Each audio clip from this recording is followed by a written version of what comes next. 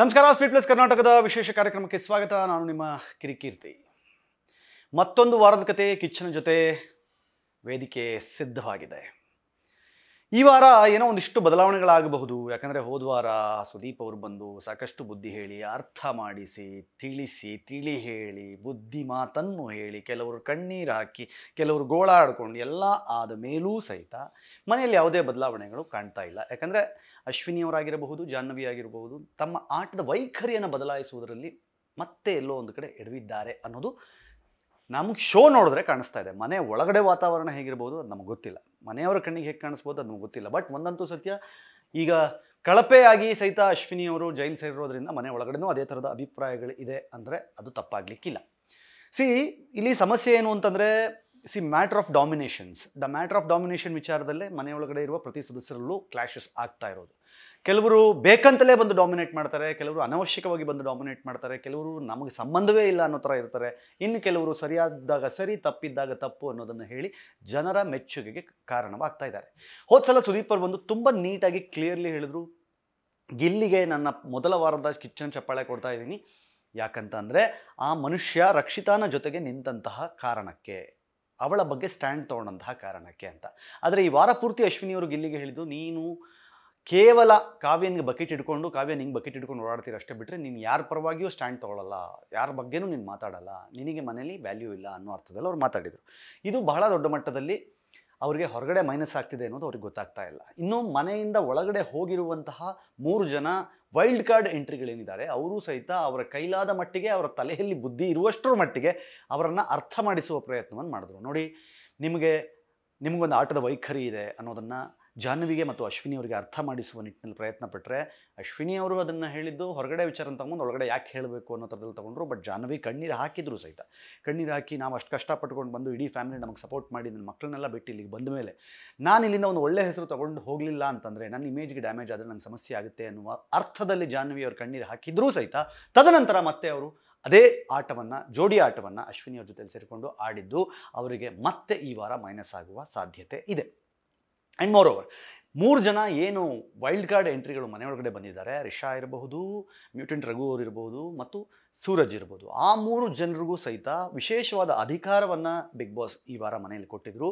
And captain ಆಗುವ ರೇಸ್ನಲ್ಲಿ ಅವರು 3 ಜನಕ್ಕೂ ರೇಸಲ್ಲಿ ಹೋಗುವ ಸಾಧ್ಯತೆ ಇತ್ತು. ಆದರೆ ಸೂರಜ್ ತನ್ನ ಒಂದು ನಿರ್ಧಾರದಿಂದಾಗಿ ಅವರಿಬ್ಬರಿಗಿಂತ ವಿಭಿನ್ನ, ಅವರಿಬ್ಬರಿಗಿಂತ ನಾನು ತುಂಬ ರೆಸ್ಪೆಕ್ಟ್ಫುಲ್ಲಾಗಿ ಆಟವನ್ನು ಆಡಲಿಕ್ಕೆ ಟ್ರೈ ಮಾಡ್ತೀನಿ ಅನ್ನುವ ಹಾಗೆ ನಿರ್ಧಾರ ತಗೊಂಡಿದ್ದು ಮನೆಯ ಒಳಗಡೆ ಇದ್ದವ್ರಿಗೂ ಸಾಕಷ್ಟು ಇಷ್ಟ ಆಗಿದೆ, ಮನೆಯ ಹೊರಗಡೆ ಇದ್ದವ್ರಿಗೂ ಸಾಕಷ್ಟು ಇಷ್ಟ ಆಗ್ತಿದೆ.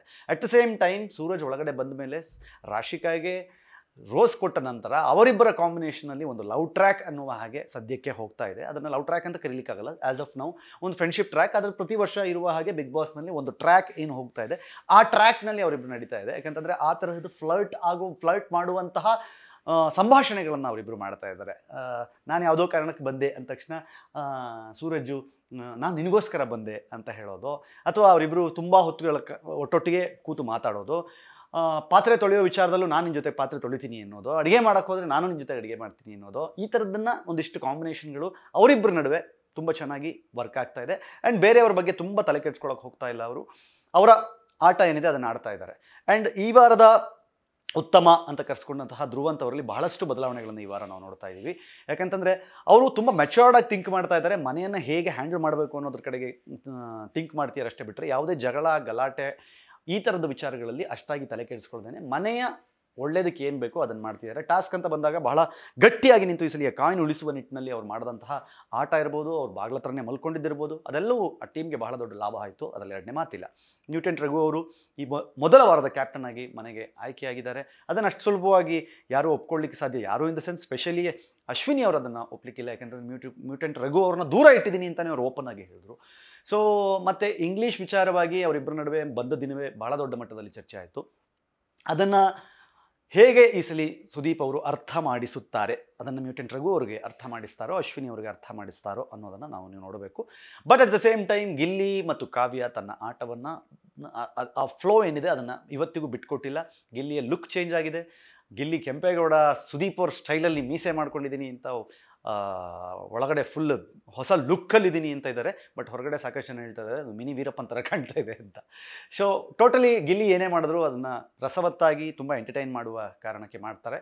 ಅಟ್ ದ ಸೇಮ್ ಟೈಮ್ ನನ್ನ ಪ್ರಕಾರ ಬಹಳ ಮುಖ್ಯವಾಗಿ ಬರುವಂತಹ ಚರ್ಚೆ ಕಾಕ್ರೋಚ್ ಅವರು ಹೇಳಿದಂತಹ ನಿನ್ನೆ ಮೊನ್ನೆ ಬಂದಿರೋ ಸೆಡೆಗಳೆಲ್ಲ ಮಾತಾಡ್ತವೆ ಅಥವಾ ಏನು ರಕ್ಷಿತಾಗಿ ಬಳಸಿದಂತಹ ಪದ ಬಳಕೆ ಅದನ್ನು ಗಿಲ್ಲಿ ಸ್ಪಾಟಲ್ಲೇ ಅದನ್ನು ಅಪೋಸ್ ಮಾಡಿದ್ರು. ಬಟ್ ಅದನ್ನು ಸುದೀಪ್ ಸರ್ ಹೇಗೆ ತೊಗೊಂಡು ಹೇಗೆ ಅರ್ಥ ಮಾಡಿಸ್ತಾರೆ ಅನ್ನೋದನ್ನು ನೀವು ಈ ವಾರದ ಎಂಡ್ನಲ್ಲಿ ಕಾದು ನೋಡಬೇಕು. ಹಾಗೆ ಈ ವಾರ ಯಾವುದೋ ಎಲಿಮಿನೇಷನ್ ಇರೋದಿಲ್ಲ, ಮನೆಯವರೆಲ್ಲ ಸೇಫ್ ಆಗಿರ್ತಾರೆ. ಬಟ್ ಒಂದು ಫೇಕ್ ಎಲಿಮಿನೇಷನ್ ಅಂತೂ ಮಾಡ್ತಾರೆ. ಅದು ಸೀಕ್ರೆಟ್ ರೂಮು ಕಳಿಸೋದಕ್ಕೋಸ್ಕರ ಆಗಿರ್ಬೋದು ಅಥವಾ ಕೊನೆಯವರೆಗೂ ಬಾಗಿಲು ತನಕ ಕರ್ಕೊಂಬಂದು ವಾಪಸ್ ಕಳಿಸೋದಾಗಿರ್ಬೋದು. ಈ ಥರದನ್ನು ಪ್ರತಿ ಸೀಸನ್ಗಳಲ್ಲಿ ನಾವು ನೋಡ್ಕೊಂಬಂದಿದ್ದೀವಿ. ಈ ಸಲವೂ ಆ ಥರದ್ದೊಂದು ನಡೆಯುವ ಸಾಧ್ಯತೆ ನಾಳೆ ಅಥವಾ ನಾಡದು ನಿಚ್ಚಳವಾಗಿ ಕಾಣ್ತಾ ಇದೆ. ಏನು ಅನಿಸ್ತಾ ಇದೆ ಬಿಗ್ ಬಾಸ್ ಬಗ್ಗೆ ಕಮೆಂಟ್ ಮಾಡಿ ಹೇಳಿ. ನೋಡ್ತಾ ಇರಿ ಸ್ವೀಟ್ ಪ್ಲಸ್ ಕರ್ನಾಟಕ. ಇದು ನಿಮ್ಮಿಂದ ನಿಮಗಾಗಿ ನಿಮಗೋಸ್ಕರ. ಮತ್ತೆ ಸಿಗ್ತೀನಿ. ನಮಸ್ಕಾರ.